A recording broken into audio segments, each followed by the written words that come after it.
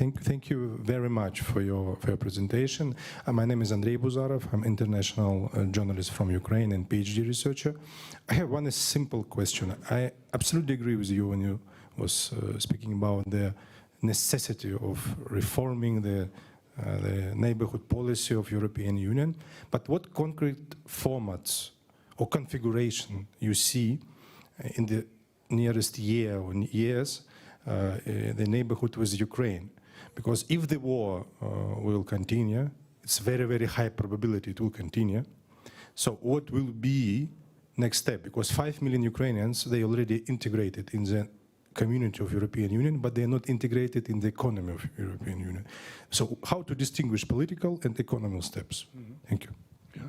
Richard, will you answer? Very important question. I mean, Ukraine is obviously going to play a very particular role in the next stage of European integration. It's a very particular case. I think that, well, of course, everything depends on the war. You know, how long will the war last? How will it end?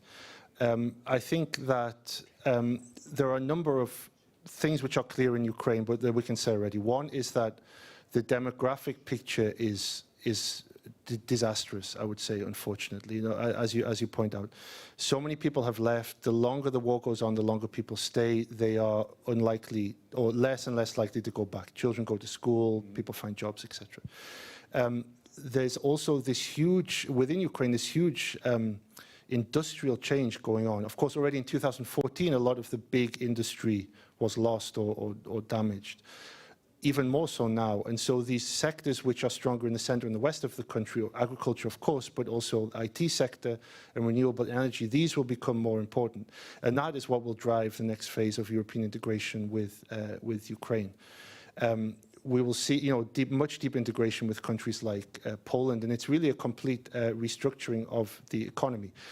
How it works in terms of the formal EU accession process, I don't know. I mean, we have a new methodology anyway. We have the new methodology since 2020. I mean, my impression is we're going in the direction of this phased approach, you know, this phased enlargement approach. And certainly economically, that is important, I think. And so my opinion, I think I already said it,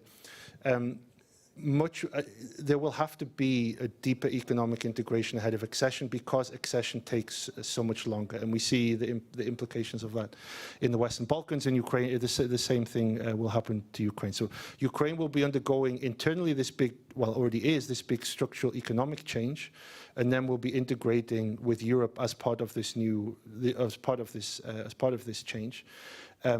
But I think that, yeah, so a maximum economic integration, and there are proposals, you know, get Ukraine into the single market by 2030, by 2035, all of these things are on the table.